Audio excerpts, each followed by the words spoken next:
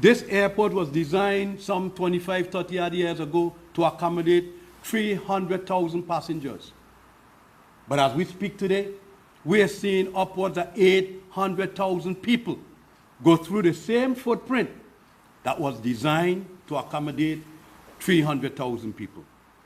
That was VI Port Authority Executive Director Carlton Dowe making the case for the urgent need for the territory to develop and expand the airports on St. Croix and St. Thomas.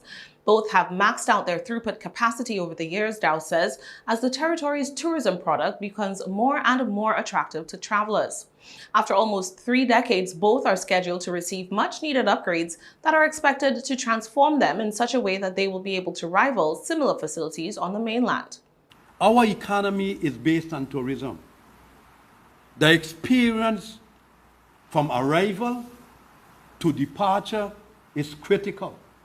That determines whether folks come back or don't come back or don't tell their family and friends to visit. Doing nothing for the Port Authority is not an option.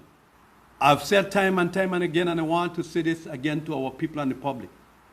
The rest of the world and the Caribbean is not sitting back idly waiting for what we do in this territory. We have got to lead.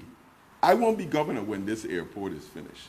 And as I look out on this mountain that used to be there when I was a child, the governor that started that project wasn't going to be governor when that airport was finished either. It's a constant reminder to us that we have to keep pushing on, that we have to plant the seeds now that are going to be the trees that our children's children are going to sit under for shade. That is our moniker. And as we do so, we have to be brave.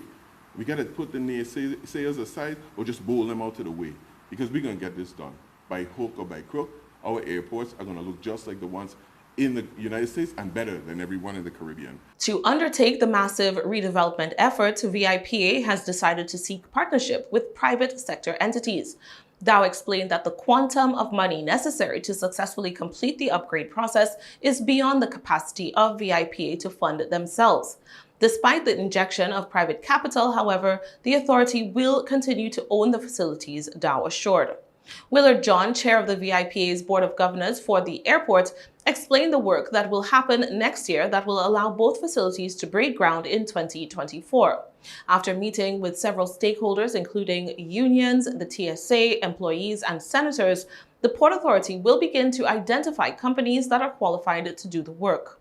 And we are asking the industry community of, as I said earlier, infrastructure investment funds that specialize in airports, airport terminal developers, and airport operators to submit their qualifications and to respond to our questions, such that we could then make a determination as from all of the qualification groups that we hear from, who we believe are the most qualified to move forward in the process and be shortlisted and move to a request for proposal stage of the procurement.